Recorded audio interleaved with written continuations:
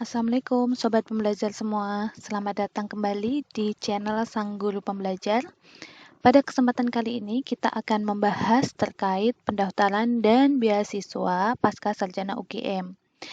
Jadi yang akan saya sharing di sini yaitu pengalaman pada waktu dulu mendaftar maupun pada waktu mengurusi terkait pendaftaran ini karena sempat menjadi bagian akademik di UGM. Oke, sebelum kita akan mengupas tuntas terkait bagaimana tata cara mendaftar di pasca sarjana UGM, sebelumnya izinkan saya memperkenalkan dulu terkait channel Sang Guru Pembelajar ini. Jadi channel Sang Guru Pembelajar itu memiliki 4 bahasan pokok yang akan kita update setiap minggu, yaitu terkait materi pembelajaran di sekolah, review jurnal, atau gagasan, ide, pendapat, ataupun informasi lainnya, dan bisa juga request materi dari sobat pembelajar semua. Yang penting yaitu tidak mengandung politik maupun sara. Jadi silahkan bagi sobat pembelajar semua yang ingin request materi, baik itu materi pembelajaran di sekolah, review jurnal, atau ada gagasan, ide, pendapat, atau informasi lainnya, silahkan dapat komentar di bawah. Sebutkan saja mau materi seperti apa yang ingin kita bahas di sini. Baik, sobat pembelajar semua, kita akan lanjut ke pembahasan kita, yaitu terkait bagaimana sih mendaftar di pasca sarjana UGM. Jadi untuk mendaftar di pasca sarjana UGM atau sebenarnya di semua program studi yang ada di UGM, itu UGM tuh menerapkan satu pintu. Cukup klik saja di um.ugm.ac.id. Di situ kita bisa melihat semua program studi, baik itu dari D4-nya, atau sarjana terapan, sarjana, profesi, pasca sarjana, internasional program, itu semuanya ada di situ. Kalau kita pengen masuk di program pasca sarjana, kita dapat scroll ke bawah di um.ugm.ac.id. Di sini ada beberapa informasi terkait program pasca sarjana. Bisa kita lihat dari jalur seleksinya, kita coba klik ya. Nah, ini adalah beberapa jalur seleksi program pasca sarjana yang ada di UGM. Ada 5 ya, kalau di sini ada jalur reguler, jalur kerjasama, jalur pelamar beasiswa, jalur internasional, dan jalur matrikulasi pra-magister. Jadi, kalau yang pertama, jalur reguler, ini diperuntukkan untuk kita yang akan mendaftar dengan biaya sendiri. Kemudian kalau jalur kerjasama itu biasanya institusi kita sudah bekerja sama dengan UGM, sudah ada MOU-nya. Nah, itu kita bisa masuk melalui jalur kerjasama. Kalau yang ketiga, jalur beasiswa, misalnya kita sudah ada beasiswa LPDP atau sudah ada beasiswa dari Dikti atau beasiswa yang lain, kita bisa langsung masuk ke jalur pelamar beasiswa. Kemudian yang keempat, untuk jalur internasional ini untuk WNA ya. Jadi kalau warga negara asing ingin mendaftar di UGM, bisa masuk melalui jalur internasional. Kemudian kalau jalur matrikulasi pra-magister ini, jadi ada beberapa program studi yang memang mengharuskan untuk matrikulasi terlebih dahulu. Nah, itu bisa masuk di jalur matrikulasi pra-magister ini. Untuk selanjutnya yaitu apa sih syarat untuk mendaftar di pasca sarjana UGM? Jadi UGM itu memiliki banyak sekali program studi pasca sarjana. Nah, itu persyaratannya juga lain-lain. Untuk memastikan sebenarnya syarat untuk masuk di program studi yang kita inginkan itu apa, silakan klik di sini. Nah, diklik persyaratan pendaftar. Silakan kita bisa klik mau yang mana, apakah masuk di program magister kah, program spesialis kah, atau masuk di program dokter. Kalau misalnya kita mau ke magister, cukup klik ini. Nah, di sini ada syarat umum program magister dari dokumen-dokumen yang dibutuhkan. Nah, istimewanya kalau saya lihat di tahun ini ada kemudahan karena adanya masa tanggap darurat COVID-19. Jadi kalau kita lihat di sini ya, ini coba saya perbesar. Kalau kita lihat di sini, untuk program PMB tahun 2020-2021 itu ada kemudahan bagi yang tidak mempunyai sertifikat. Karena kan kita tahu di COVID-19 ini tidak semua lembaga untuk TPA maupun TOEFL itu menyediakan layanan tes. Nah, oleh sebab itu di UGM sendiri juga ada kebijakan bahwa kalau kita tidak punya sertifikat, itu tetap bisa mendaftar, tetapi dengan mengunggah surat pernyataan kesediaan melengkapi persyaratan. Nah, ini sebenarnya cukup memudahkan bagi pendaftar yang akan mendaftar di UGM. Jadi sebenarnya syaratnya hanya ini ya, mudah ya. Yang pertama ijazah pasti sudah punya. Kemudian ini yang penting, IPK itu tidak bisa ditawar. Jadi IPK minimal untuk akreditasi A itu 2,5, untuk akreditasi B 2,75 dan untuk akreditasi C itu 3. Kalau di UGM biasanya untuk IPK ini tidak bisa ditawar karena kan tidak bisa dirubah lagi ya kalau IPK.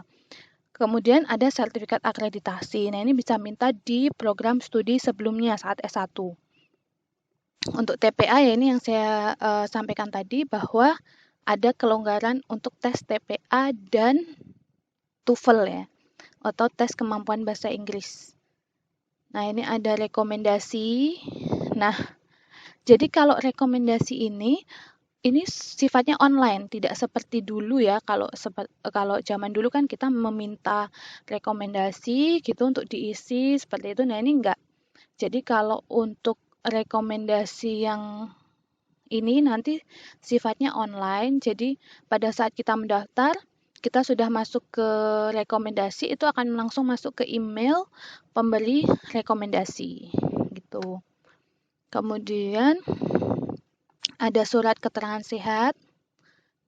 Kemudian ada, nah ini syarat khusus, ini bisa ada proyeksi keinginan atau proposal penelitian. Kalau proposal penelitian ini itu jika program studi itu mempersyaratkan. Tapi kalau misalnya tidak, yang tidak perlu. Nah, ini dikirim langsung ke program studi tujuan gitu. Kemudian untuk surat izin atau tugas belajar ini bagi yang sudah bekerja. Kemudian kalau MOU atau PKS ini bagi yang jalur kerjasama. Tadi kalau misalnya instansi itu sudah melakukan kerjasama dengan UGM, nah itu wajib untuk mengupload MOU. Kemudian ada dokumen surat pernyataan keaslian dokumen. Nah, di bagian bawah pengumuman ini pada persyaratan ini, syarat pendaftar ini ada tulisan program studi atau fakultas atau sekolah pascasarjana dapat menentukan standar IPK, tes potensi akademik, dan kemampuan bahasa Inggris lebih tinggi daripada yang dipersyaratkan universitas. Jadi, kita tetap nanti kalau misalnya mau memastikan, sebaiknya menghubungi ke program studi tujuan. Nah, bagaimana kita melihat adakah syarat lain di program studi tujuan kita, terus kita menghubunginya kemana? Nah, itu nanti bisa dilihat di sini, di program studi. Nah, ini ada beberapa program ya. Jadi, program Magister sendiri ada yang biaya pendaftarannya 500.000, ada yang 750.000. Nah, kita coba klik di sini. Nah, kita cari mana program studi yang kita inginkan. Nah, ini contohnya, misalnya Magister Biologi. Di situ ternyata ada syarat atau tes khusus di luar yang telah ditentukan universitas. Maka kita sebaiknya menghubungi dari nomor yang ada di sini, nomor telepon. Kalau sekarang ada nomor HP, nah ini biasanya adalah nomor HP dari bagian akademiknya yang akan memberikan informasi terkait program studi yang dituju. Nah, itu tadi. Kemudian bagaimana prosedur mendaftarnya? Jadi prosedur pendaftarannya itu kalau di UGM itu online ya. Kita cukup klik di sini ada prosedur pendaftaran. Kalau kita lihat di sini, nah ini yang pertama itu seperti tadi, kita pastikan dulu syarat-syaratnya. Kita menghubungi program studi tujuan kita, apakah ada syarat yang lain atau tidak. Kemudian menyiapkan dokumen-dokumennya. Nah, kemudian kita membuat akun pendaftaran. Jadi kalau kita lihat ini bisa diklik di sini, atau kalau di menu awal di ugm.ac.id tadi, kalau kita masuk ke menu awal ya, kita coba masuk ke menu UGM ya. Nah, itu di sini juga bisa kita langsung membuat akun. Jadi kita bisa buat akun pendaftaran di sini dengan memasukkan email, PIN, dan sebagainya. Kalau kita mengalami kesulitan, nanti bisa langsung menghubungi bagian akademik atau telepon ke nomor yang tadi sudah ada di daftar program studi. Nah, itu untuk jika kita mengalami kesulitan terkait pendaftaran ini. Kemudian kita siapkan dokumen-dokumennya, nanti murni semuanya kita upload di sini dokumen-dokumen yang dibutuhkan. Nah, nanti kalau misalnya memang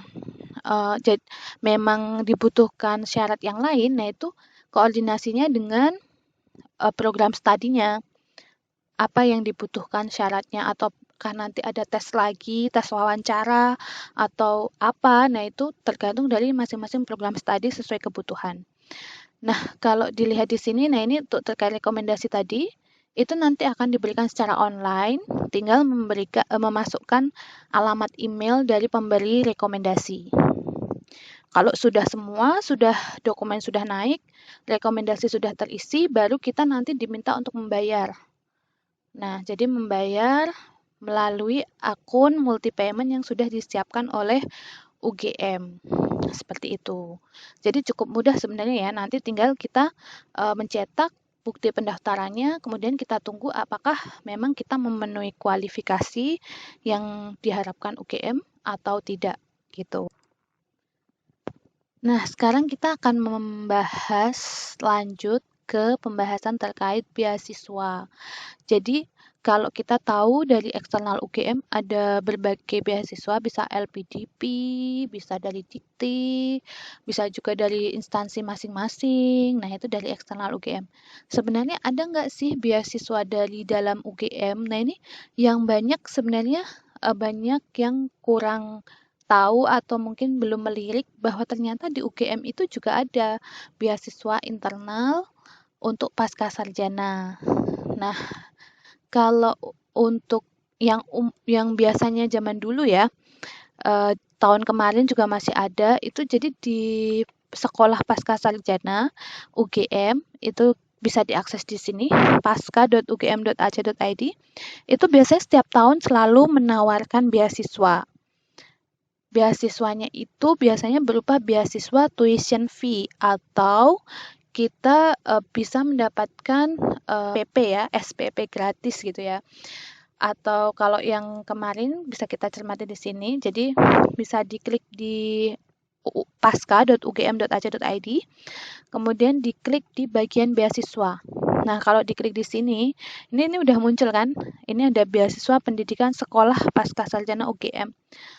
Jadi di sini kalau kita klik, nah ini ada info, ini biasanya setiap tahun selalu ada, cuman untuk tahun ini belum ada tawaran ya, saya cek untuk tahun 2020-2021. Kalau diperhatikan di sini, nah ini adalah program studi yang menerima beasiswa untuk tahun kemarin. Nah, ini ada agama dan lintas budaya, bioteknologi, ilmu lingkungan, kajian budaya dan media, kajian pariwisata, kependudukan, ketahanan nasional, pengkajian seni, pertunjukan dan seni rupa, penyuluhan dan komunikasi pembangunan, magister manajemen bencana, magister manajemen pendidikan tinggi, bioetika, magister kepemimpinan dan inovasi kebijakan. Nah, ini sebenarnya yang ditawarkan tahun kemarin. Nah, ini untuk apa saja sih yang didapat? Di sini ada besaran beasiswa yang diterima bervariasi sesuai hasil seleksi. Kalau dulu di zaman saya pada tahun 2015 itu full ya. Jadi kalau udah dapat beasiswa ini, kita mendapatkan tuition fee-nya full selama 4 semester. Kalau di sini nih tergantung dari hasil ini ya, hasil seleksi ya. Jadi bisa 50%, bisa 75% atau 100%. Memang syarat untuk mendapatkan beasiswa ini itu memang lebih tinggi daripada di syarat universitas. Jadi kalau misalnya di universitas syaratnya kan tadi 450 gitu ya. Kalau di sini skor TOEFL ITP-nya minimal 500 seperti itu. Kemudian kalau TPA-nya kalau di universitas misalnya 500 gitu, di sini lebih tinggi 550 seperti itu. Jadi memang lebih tinggi. Kemudian ada batasan lulusannya juga. Jadi kalau misalnya di sini lulus S1 2017 sampai 2019 kalau yang tahun kemarin ya. Biasanya 2 tahun ke belakang. Seperti itu. Ada IPK minimalnya juga lebih tinggi. Ada di sini 3,25. Kemudian ada syarat usianya juga. Jadi memang nanti akan diseleksi di pascasarjana. Tapi untuk saat ini itu tadi saya cari belum ada informasi untuk yang tahun 2020. Tapi saya menemukan bahwa ada salah satu program studi yang menawarkan ini. Jadi kalau tadi di sana ada program studi agama dan lintas budaya ya. Di sini program studi tersebut, CRCS itu ternyata menyediakan beasiswa sendiri. Nah, ini ada tawaran dari CRCS. Jadi, tapi harus sudah menjadi mahasiswa dulu. Nah, nanti ada beasiswa tiap semesternya, beasiswa tuition fee juga, yaitu persyaratan minimal skor TOEFL 475, surat lamaran beasiswa, surat rekomendasi dari dosen atau pembimbing akademik, kemudian surat pernyataan dari pelamar yang membuktikan bahwa sedang tidak menerima beasiswa dari institusi lain. Nanti kemudian ada tes wawancara. Nah, ini dari internal CRCS ya. Jadi kalau CRCS itu program studi agama dan lintas budaya gitu. Nah, itu saja yang dapat saya share terkait tadi pendaftaran dan juga beasiswa yang ada dari UGM. Jadi, kalau untuk tahun ini, saya belum melihat ada pengumuman beasiswa, tapi kalau misalnya ada, itu biasanya selalu diupdate di tadi, pasca.ugm.ac.id. Di sini selalu terupdate kalau memang ada tawaran beasiswa.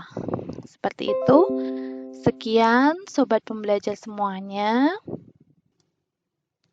Demikian yang dapat saya share pada kesempatan kali ini. Sekali lagi, sobat pembelajar menerima masukan dari teman-teman semua. Jadi sang guru pembelajar menerima masukan dari sobat pembelajar semua, apakah materi yang cocok sebenarnya untuk kita bahas, kita diskusikan. Yang kontennya termasuk di sini ya, ada materi pembelajaran di sekolah. Silahkan bila sobat pembelajar ingin misalnya kita bahas yuk tentang materi-materi untuk SBMPTN, matematika dasar atau apa, kemudian review jurnal, gagasan atau ide yang lain, silahkan request materi di kolom komentar. Kita tunggu partisipasi dari sobat pembelajar semua. Mari kita sama-sama belajar di channel Sang Guru Pembelajar. Demikian, wassalamualaikum warahmatullahi wabarakatuh.